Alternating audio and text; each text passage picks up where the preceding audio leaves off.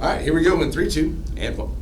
Good evening, Blue Comet fans. Welcome to the 2019 football season. As we always do at our halftime interview, we start off with our State of the Union public school address with our superintendent and of USD 413s. And new superintendent this year is Dr. Kellen Adams. Dr. Adams, thanks for being here with us. Absolutely. Thank you for having me. We appreciate it. And I'll tell you what, the first thing we wanted to talk about here was, we got a few things to talk about, but give us a little bit about yourself and how you became the superintendent of USD 413. Absolutely.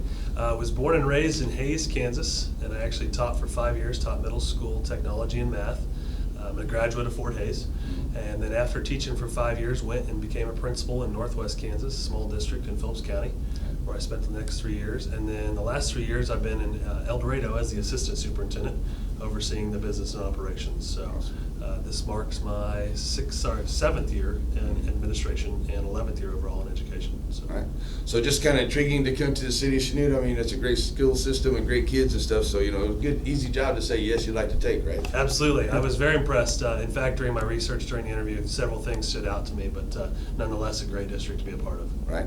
Well, I tell you what, you kind of got thrown into the fire, and as we start this thing off here, and you always try to be prepared, and you hope your staff is prepared, but we had something happen here when we started school here, and kind of had a nonviolent lockdown. Thank God it was that way. But I thought I would ask you, how you felt like, since you had such a short time with your people here, how you felt like the students, the parents, the teachers, and the school district in a whole handled that situation of the lockdown when we started school. Sure, great question.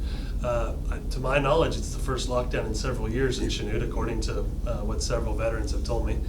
In fact, I talked to some people, they couldn't remember the last lockdown. So, and in full disclosure, we had not yet taken the time administratively to go through that thing from cover to cover. Believe it or not, we had some other pertinent issues going on. So nonetheless, we just had not gotten to that. Not that it wasn't a priority, but we had not sat down and taken 2, 3, 4 hours even for that. So, but I thought our students handled it quite well. I was very impressed with our staff. Overall, our staff were very well composed, and I was extremely pleased with our parents and patrons for their support and understanding. Larry, I think today's day and age, nobody can really put a full measure to how important safety is. Right. And so I appreciated everybody's understanding of how we approached that. For what it's worth, we received a lot of good support. So that's good, because I was kind of wondering, I know how parents can be. So I'm figuring you guys were inundated with all kinds of questions and stuff. The good thing that the social media is, you guys were really good about pushing that out there to the police department. We were at the stations, and I think that helped to ease some of the parents' minds a little bit, because I know they couldn't get every phone call. Sure. And of course, we'll never be able to communicate as fast or as well as we'd like to, but I can assure you we did do our best to communicate as efficiently as we could that day. So. Right. Well, because we also have the texting thing too, and the parents aren't a part of that. They need to be part of it, because that's a big blast that they can put out, and that's a big thing. So I thought it went well too. I was scared. I know I had somebody at work, got kids in school. They're scared, for their kids. They don't know what's going on. They try to get answers, and you guys did a really good job. But I'm glad that the school system had an opportunity to just, able to work through that, and it was good, and it was over, and everybody was safe. Absolutely.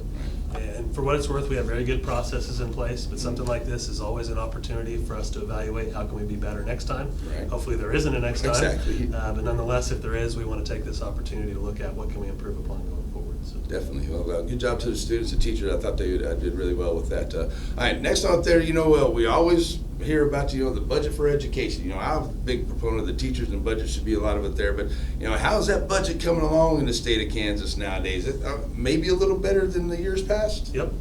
So thankfully, the legislature did pass a new 5-year plan for school improved funding, and the courts did back that up in late June. And so we are seeing increased general fund dollars beginning this year. Sweet. In this district, it was proposed to the $200,000 to $700,000. Awesome. Of course, that's subject to final enrollment and so forth. But as of now, new $700,000, and then for the next 4 years, we'll see about half of that infused every year. So. Awesome. So that's good, and that's for the entire school district. That improves on just whatever the general budget we need to take care of teachers, and make sure everything we have everything we need. Absolutely.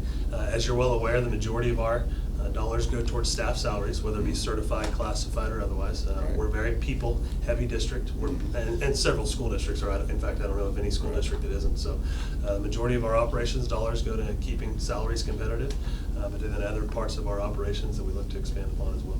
Great. Well, my thing too is, my big thing is trade schools. Is that something that's getting a little bit more into the schools now? A lot more vo-tech, where they might have the auto mechanics and the woodworking. Is that? And I know we have some construction stuff that you can get into in this area too. But is that something that's becoming more popular and bigger, especially in our school district? I'm so glad you asked that.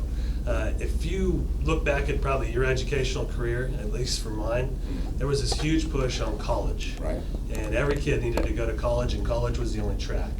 And we quickly found out that that wasn't what the entire Kansas or nationwide workforce really needs. Right. We certainly need college-bound folks, but several vocations out there do not necessitate that 4-year or advanced degree. Right. But rather, it's that 2-year technical training or otherwise.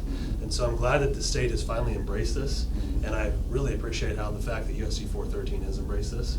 I don't care if it's a welding certificate, Right. or if you're going to go into auto mechanics, be diesel certified, otherwise. There are several industries locally here that need good qualified workforce. And so for me, it's that tandem approach. Right. We definitely still want to focus on college, but we also want to focus on career readiness as well. Definitely, and let the kids kind of choose a path. If they find something they like and that's what they want to roll with, that's kind of what happens. And kind of the way mine went back in the day. I was in college. Next thing I know, I was a DJ. I don't know what I did, but it was it turned out good for me. So it's just got to follow your path, and that's a great thing to do. And another thing that I'm sure you've been in the city for a little bit, but we have some really good people and things, organizations that help out and like to be a part of it, like our USD 413 Foundation. That thing and what they do with the school supplies to help out, that is so huge, and you guys had to be very grateful that is there for us. Absolutely. Words cannot express how thankful I am for things like the foundation.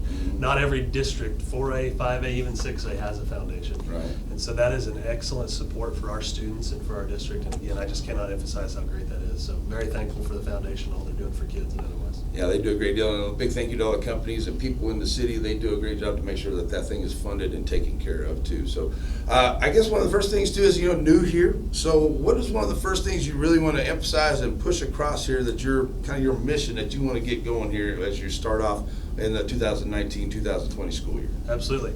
Our main focus, and staff heard about this at our back to school in-service, is a focus on all means all. And what I mean by that, Larry, is we want to focus on the fact that all students can be educated. Right. That's every one of them.